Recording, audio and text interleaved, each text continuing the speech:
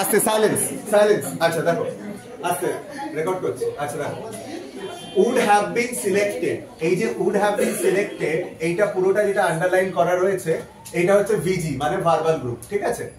এই ভিজিটার মধ্যে আমরা দুটো পার্ট করছি, অক্স মানে অক্সিলারি আর এমভি। মেন ভার্বটা সিলেক্ট, এটা আমরা আইডেন্টিফাই করতে পারছি, লিখে দিচ্ছি, ঠিক আছে। উড যেহেতু আছে এটা একটা মোডাল, উইলের একটা পাস্ট ফর্ম হিসেবে আমরা দেখছি, সেই জন্য টেন্সটাও কি হচ্ছে পাস্ট হচ্ছে, ঠিক আছে। এবং এখানে মোডাল আমরা উইল লিখছি, দিয়ে পাস্টের সাথে উইলটা কানেক্ট করছি, টেন্সের সাথে দিয়ে উড লিখছি ব্র্যাকেটে, হয়ে গেল। এবার আসছে অ্যাসপেক্ট। অ্যাসপেক্টে কি কি আসতে পারে? অ্যাসপেক্টে তিনটে জিনিস আসতে পারে, পারফেক্টিভ, প্রোগ্রেসিভ আর প্যাসিভ। এর মধ্যে কোনটা আসছে এখানে, মানে কোনটা আসবে কি করে বুঝবো? দেখো হ্যাভ আছে, যদি হ্যাভ বা হ্যাজ বা হ্যাড থাকে পারফেক্টিভ আসবে। পারফেক্টিভ লিখলাম, তার স্ট্রাকচার হ্যাভ ইএন লিখে দিলাম। এরপরে দেখো ভার্বের থার্ড ফর্ম রয়েছে সিলেক্টেড, সেই জন্য প্যাসিভ, প্যাসিভের স্ট্রাকচার বি ইএন, এটা লিখে নিলাম।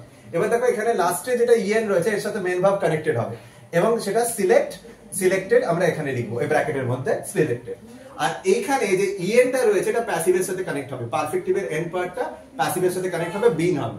আর হ্যাভটা হ্যাভের মতোই থেকে যাবে, আমরা কিছু করছি না, কোনো কানেকশন করার দরকার নেই, এটা একদম অরিজিনাল ফর্মেই রয়েছে। তাহলে উড হ্যাভ বিন সিলেক্টেড, এই হচ্ছে আমাদের ভার্বাল গ্রুপের অ্যানালিসিস, ঠিক আছে। এখানে শুধু বোঝার যে জায়গাটা রয়েছে সেটা হচ্ছে যে অ্যাসপেক্টে কোনটা হবে। পারফেক্টিভ কেন আসছে? কারণ হ্যাভ আছে। আর প্যাসিভ কেন আসছে? ভার্বের থার্ড ফর্ম আছে। প্রোগ্রেসিভ কেন আসছে না? কারণ কোথাও আইএনজি যুক্ত শব্দ নেই, সেই জন্য প্রোগ্রেসিভ আসছে না। আর টেন্সটা কি হচ্ছে? এই উডের জন্য পাস্ট আসছে, মানে উইলের উইল মডেলের পাস্ট ফর্ম হিসেবে আমরা এটাকে লিখছি। এই হচ্ছে বিষয়। টেন্স আছে, মডেল আছে, অ্যাসপেক্ট আছে।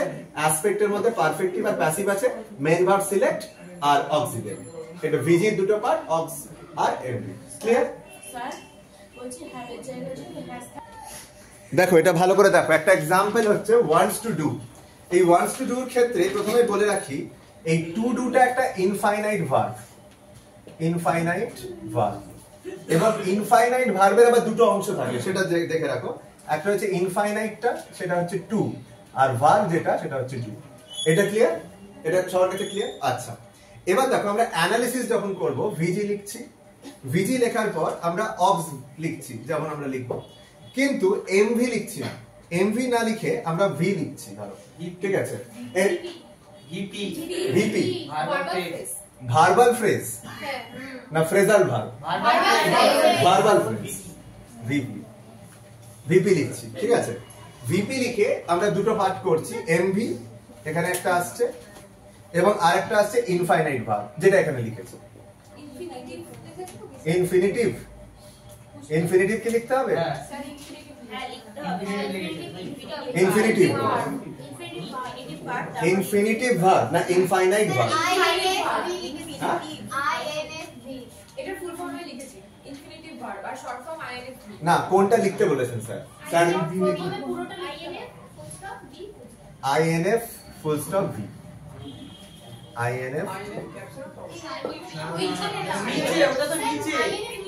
আস্তে আস্তে আস্তে আরে ওটা শর্ট ফর্ম টাইম, মানে এই যে পুরোটা ভিপি থেকে এমভি আর ইনফিনিটিভ একটা আসবে, এটা আসার কথা। এইটাকে ভার্বাল ফ্রেজ আলাদা জিনিস, ভার্বাল ফ্রেজ আলাদা জিনিস। এখানে তো আমার ধারণা অনুযায়ী এই ভিপি যেটাকে বলছো, প্রথমে ভিপি বলছো, আচ্ছা ভিপিটাকে এমভি এবং ইনফাইনাইট ভার্ব, এই ইনফিনিটিভ ভার্ব, আচ্ছা ইনফিনিটিভ ভার্ব, এই কথাটা লিখতে পারবো? আচ্ছা ইনফিনিটিভ ভার্ব, ঠিক আছে, অলরাইট। MV infinitive verb. এবার ইনফিনিটিভ ভার্বটাকে অলরেডি আমি এক্সপ্লেইন করেছি, সেটা কি কি হবে বলো? একটা ইনফিনিটিভ হবে, আইএনএফ হবে, বড় হাতের আই এন এফ। ইনফিনিটিভ আস্তে এক মিনিট, ক্ল্যারিটি দরকার। আইএনএফ আর এদিকে আচ্ছা ইনফিনি হবে স্যার, ইনফিনিটিভ হবে, ইনফিনিটিভ, ইনফিনিটিভ, ইনফিনিটিভ, ওকে ইনফিনিটিভ ভার্ব। এখানে একটাকে ইনফিনিটিভ লিখবো, একটাকে ভি লিখবো, তাই তো? আইএনএফ আর ভি। আচ্ছা ইনফিনিটিটা হচ্ছে টু আর ভার্বটা হচ্ছে ডু, এই অবধি ক্লিয়ার আমাদের, ঠিক আছে। আচ্ছা মেন ভার্বটা হচ্ছে ওয়ান্ট, এটা লিখতে পারি আমরা ওয়ান্ট। আচ্ছা এবার অক্সিলারি যেখানে রয়েছে সেখানে টেন্সটা কি? প্রেজেন্ট, ওয়ান্টস আছে, তাহলে টেন্স প্রেজেন্ট হিয়ার ইয়েস লিখে দিলাম। আচ্ছা, এবার যেটা আছে এইটা কানেক্ট করতে হবে এবং wants, wants to do. Clear? তাহলে আরেকবার বলা যাক, ঠিক আছে? এটা আমি মুছে দিচ্ছি বোঝার জন্য। দেখো, ইনফিনিটিভ ভার্ব, এই পুরো ইনফিনিটিভ ভার্ব ব্যাপারটা কি, যেখানে টু এবং তারপরে একটা ভার্ব রয়েছে, সেখানে ইনফিনিটিভ যেটা সেটা হচ্ছে টু, আর ভার্ব যেটা সেটা ডু। সেটাকে কিভাবে লিখছি? পুরো প্রথমে দেখো ভিজি লিখছি, আমরা অক্স লিখে থাকি আর এমভি লিখে থাকি। প্রথমে এমভি লিখছি না, আমরা পুরোটাকে মানে আমরা কি করছি, ভিপি কনসিডার করছি, মানে ভার্বাল ফ্রেজ কনসিডার করছি। এই ভার্বাল ফ্রেজের মধ্যে পুরোটাই আসছে, ওয়ান্স টু ডুটাই আসছে পুরোটা। ভার্বাল ফ্রেজকে আমরা দুভাগে এবার এমভি আনছি, এমভি আর ইনফিনিটিভ ভার্ব। ইনফিনিটিভ ভার্বে দুটো পার্ট রয়েছে, ইনফিনিটিভ আইএনএফ আর ভি মানে ভার্ব। ইনফিনিটিভটা টু, ভিটা হচ্ছে ডু। হয়ে গেল। মেন ভার্ব ওয়ান্ট লিখে রাখছি। টেন্স কি করে বুঝবো? এস আছে, ওয়ান্টস আছে, তাহলে present tense. Aux tense present, এই অফ প্রেজেন্টের সাথে মেন ভার্বটা কানেক্ট করছি ওয়ান্টস, তাহলে ওয়ান্টস টু ডু। ক্লিয়ার?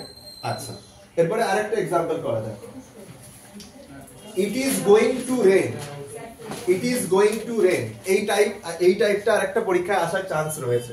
ঠিক আছে? It is going to rain, it is going to rain, খাতায় লিখে ফেলো সবাই।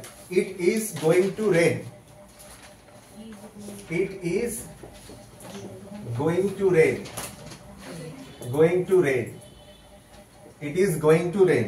আচ্ছা, ইজ গোইং টু রেইন এইটা হচ্ছে আমাদের মানে ভার্বাল গ্রুপ ভিজি। ঠিক আছে? টু রেইনটাও ভার্বাল গ্রুপের মধ্যে? হ্যাঁ, না পুরোটাই পুরোটাই পুরোটাই পুরোটাই। টুটাকে ইনফিনিটিভ হিসেবে দেখবো আমরা, কিন্তু পুরোটাই হবে। এবার অ্যাকচুয়ালি একটা স্ট্রাকচার রয়েছে এই ক্ষেত্রে, সেটা হচ্ছে বি গোইং টু স্ট্রাকচার। সেটাকে একটা মোডাল হিসেবে আমরা দেখছি। এর আগে অড টুটাকে যেভাবে মোডাল হিসেবে দেখেছিলাম সেই রকম। ঠিক আছে?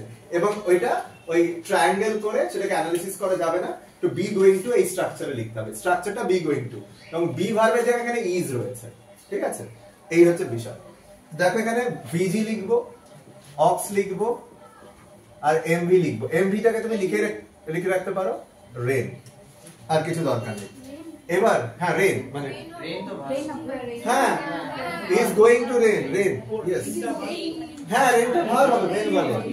ওকে, আচ্ছা টেন্স, টেন্স। এবার টেন্স কি হবে? ইজ আছে প্রেজেন্ট, তাহলে আমরা কি লিখবো?